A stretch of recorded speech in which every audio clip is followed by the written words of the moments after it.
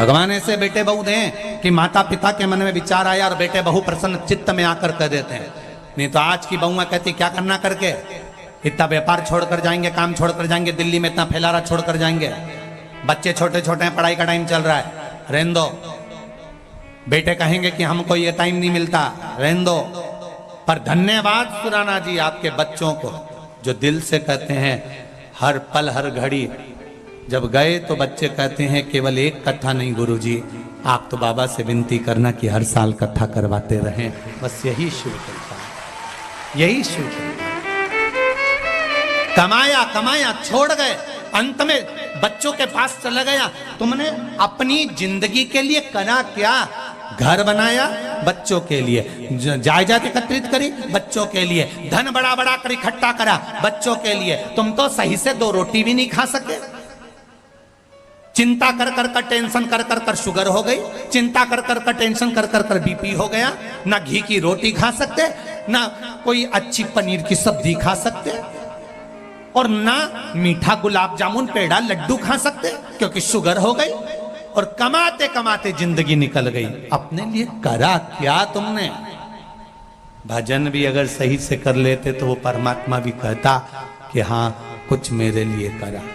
और गए मरकर ऊपर तो यमराज से लड़ाई कर रहे। मैंने नीचे गया था सालासर जी घूमने के लिए, तो मैंने 10 रुपए का झंडा खरीदा था, 50 रुपए का चूरमा खरीदा था, भगवान को चढ़ाया था। मेरा पुण्य मैंने करा है इसलिए मुझे बैकुंठ भेजो। यमराज ने कहा 50 रुपए चूरमे के और 10 रुपए झंडे के, 60 रुपए इसके हाथ में पकड़ा, नरक भेज दो।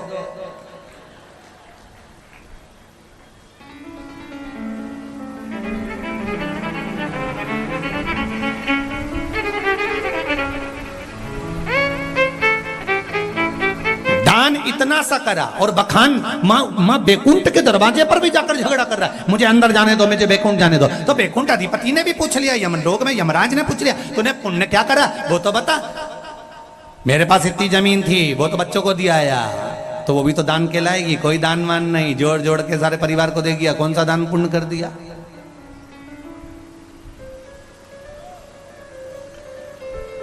दान किसको कहते हैं? धर्म किसको कहते हैं? पुण्य किसको कहते हैं? यहां बैठे हो और लोग बिस्लेरी की बाटल गाड़ियों में भर भर कर लाए हैं और दरवाजे पर खड़े होकर बांट रहे हैं, लो सब पानी तो पियो सब। श्राद्ध पक्ष चल रहा है, आए हो, खिचड़ी प्रसाद बट रहा है, पूड़ी प्रसाद बट रहा है, लड्डू बट रहा है, सेव बट रहा है, भुजिया बट रहा है। ये कौन बांट रहा है? ये जो बांट रहे हैं ये कम नहीं होने वाला, ये आपने अपने लिए बांटा। ये आप आज संसारिक इन जीवों को भले खिला दोगे पर मिलना आपके खाते में, कोई दूसरे के खाते में नहीं गया।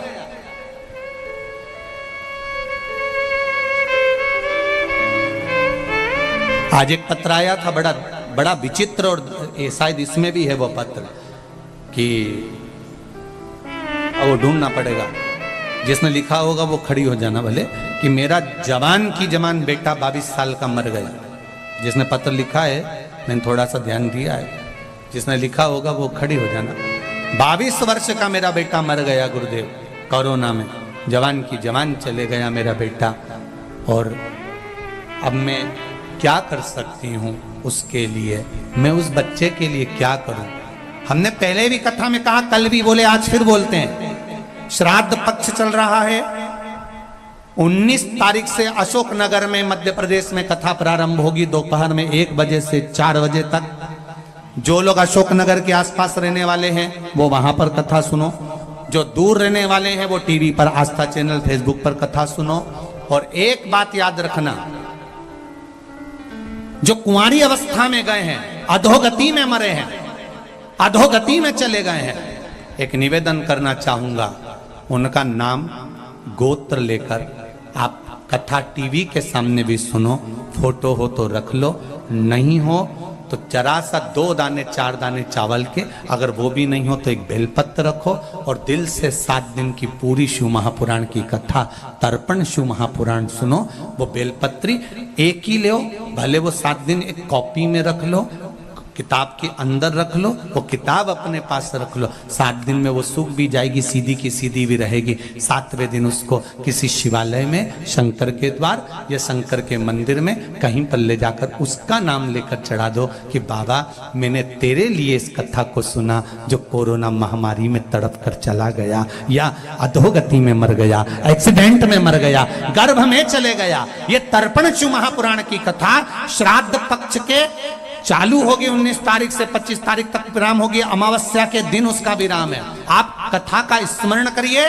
जिस दिन अमावस्या होगी आपको ब्राह्मण भोजन भंडारा करने की जरूरत नहीं। कुबेरेश्वर धाम में हमने पहले से बोल रखा है कि एक काम करना, उस दिन कुबेरेश्वर धाम में जितने भी भक्त आए, जो भी आए, सारी जनता की तरफ से उनको भंडारा भोजन कराकर दिन भर खिलाना। दिन भर अमावस्या के दिन भोजन भंडारा खिला, कुछ नहीं जाए पर जीव तर जाए। एक कुंवारी अवस्था में चले गए, गर्भ में बच्चे मर गए।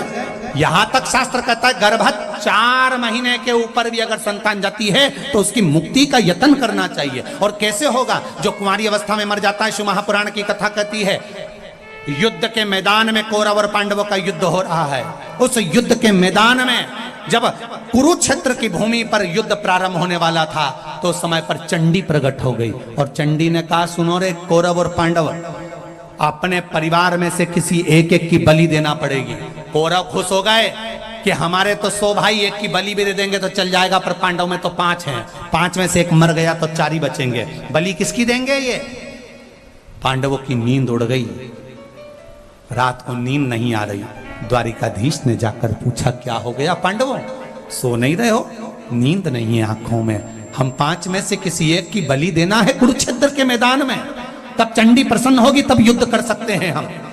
भगवान कृष्ण ने कहा, अर्जुन डरने की बात नहीं है, अर्जुन याद कर, द्रौपदी ने तुझसे एक वचन मांगा था पांडवों से। क्या वचन? 1 वर्ष तक एक पति के साथ रहूंगी और उस पति के कक्ष में कोई दूसरा आ गया तो उसको बन जाना पड़ेगा वर्षों के लिए, 5 वर्ष के। अर्जुन, एक ब्राह्मण का लड़का बालक उसको शेर उठा कर ले गया और दौड़ते तेरे पास आ गया, मेरे बेटे को बचा लो। अर्जुन, तू गांडीव ढूंढने के लिए भीम के कमरे में चले गए और द्रौपदी का समय चल रहा था 1 वर्ष का।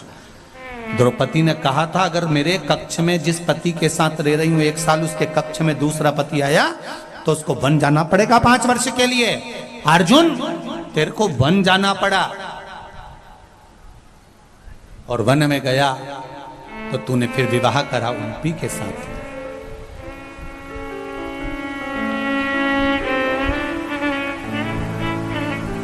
अर्जुन,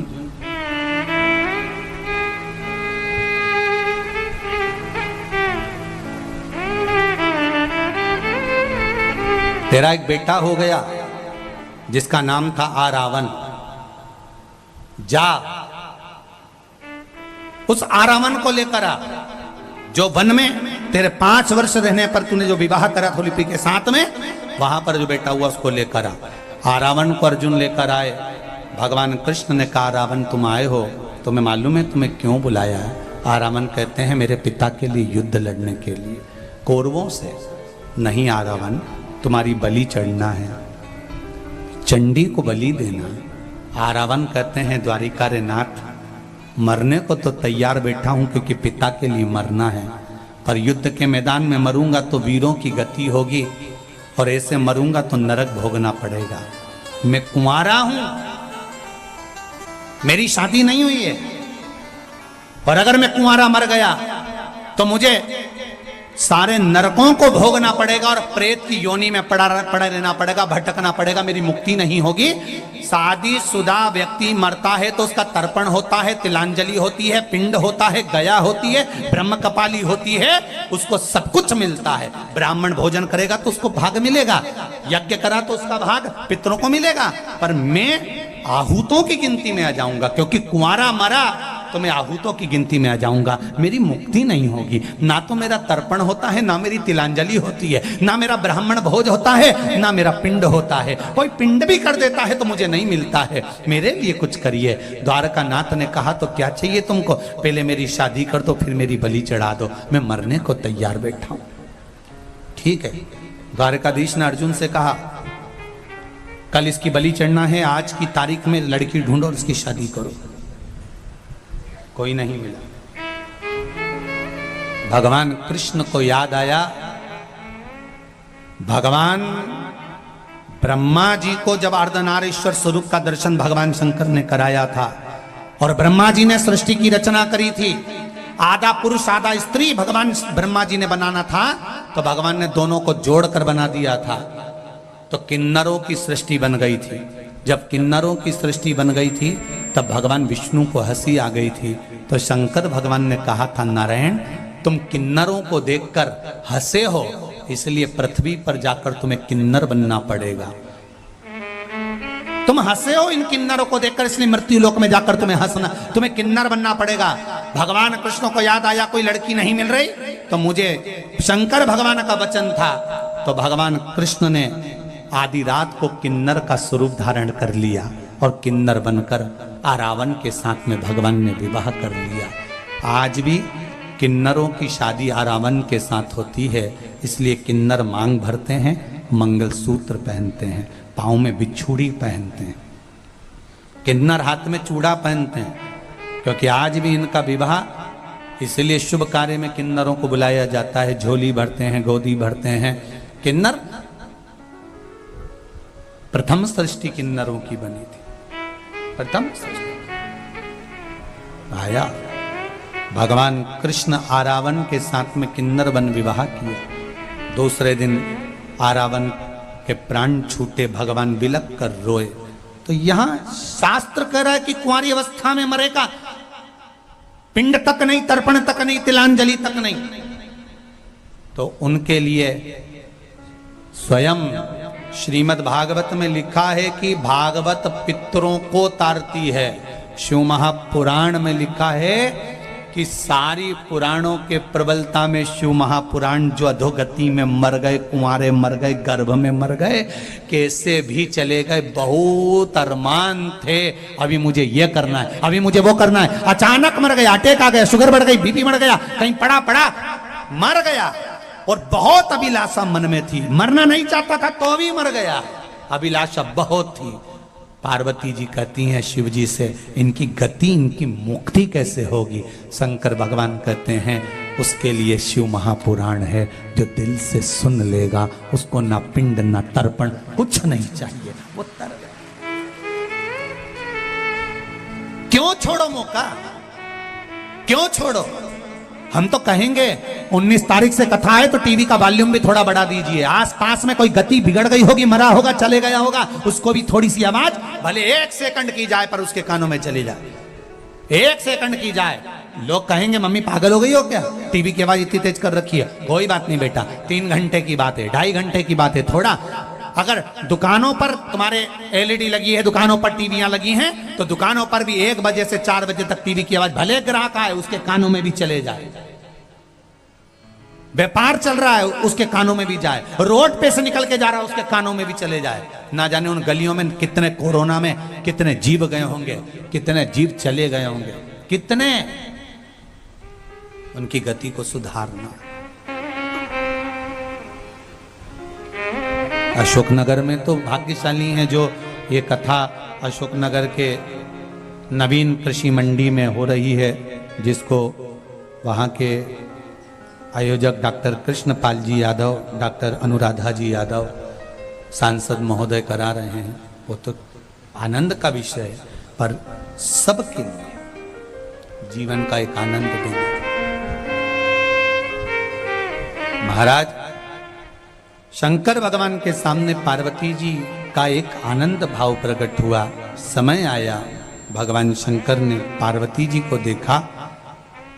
विदल उत्पल नाम के 2 असुर आए, पार्वती जी ने कुंदुक का प्रहार कर कर मारा तो भगवान शिव जी का नाम कुंदकेश्वर पड़ गया। जब दवाई, गोली, औषधि शरीर पर काम नहीं कर रही हो तो निवेदन है उस दवाई को खाने से पहले कुंदकेश्वर महादेव का नाम ले लेना चाहिए। कौन से महादेव?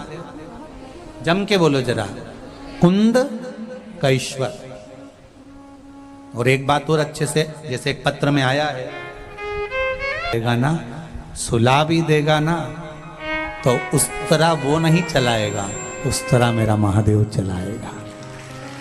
अब विश्वास तो रखो उस पर। सियोर वाले महाराज पर विश्वास मत करना बिल्कुल रत्ती भर भी, क्योंकि ये तो मनुष्य का शरीर है, मानव की देह है, इसका क्या ठिकाना, आज है कल नहीं। इस शरीर पर विश्वास मत करना, बस विश्वास करना तो मेरे देवाधिदेव महादेव पर, मेरे सालासर बालाजी सरकार पर, मेरे दातार पर विश्वास करना। किसी ढोंगी और प्रपंची के चक्कर में मत फंसना, किसी ढोंग और प्रपंच में मत फंसना। कोई कहे कि मेरे पास आ जाओ, नहीं, शिव के पास जाना। हम कभी नहीं कहते कि हमारे पास आओ, बोला आज तक? हमेशा एक ही बात कहते हैं, जब तुम्हारा काम हो जाए तो तुम कुबेरेश्वर धाम जाकर धूप जरूर लगा लेना, कंकर शंकर की भूमि को प्रणाम कर लेना, जब हो जाए तब आओ। हाँ, एक वो रुद्राक्ष का जरूर है कि रुद्राक्ष चाहिए गुरुजी हमारी लीवर के लिए, किडनी के लिए, कैंसर के लिए, इसके लिए, उसके लिए। हम मना नहीं, पर थोड़ी व्यवस्थाएं करने में थोड़ा समय लग रहा है। रुद्राक्ष बांटने में मना नहीं है, प्रयास कर रहे हैं हम भी कि जितनी जल्दी हो सके, हो सकता है शरद पूर्णिमा से चालू कर दें, हो सकता है जितना जल्दी हो सके आपको हम सूचना कथा में दे देंगे, परंतु समय के अनुसार दे देंगे कि आप लोग पहुंचेंगे, रुद्राक्ष मिल जाएगा। पर कोई कहे भगवान साफ और व्यवस्था भी बाबा जी ही करे। जितनी होटल, जितनी धर्मशाला, तुम सब अगर कथा सुनने आओ तो तुम्हारे को कोई पूड़ी बांटे, कोई सब्जी बांटे, कोई खिचड़ी बांटे, कोई भूखा नहीं रहे। और सालासर धाम में एक बार फिर बाबा को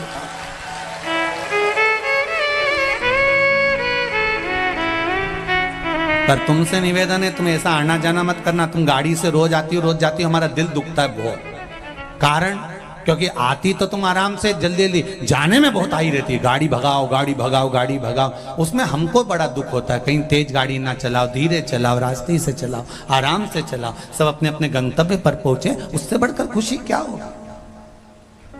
तो जब अगली बार कथा हो सालासर जी में और बाबा कराए, तो तुम इतना बड़ा बड़ा पोटला, बैग सब धर लाना, बाकी का सब मूंछ पे ताव देने वाला बैठा है, फोटी मत लेगा, अपने कहीं नहीं करना। और अगर कोई कमी रह भी गई तो पुजारी परिवार है ही, क्या टेंशन।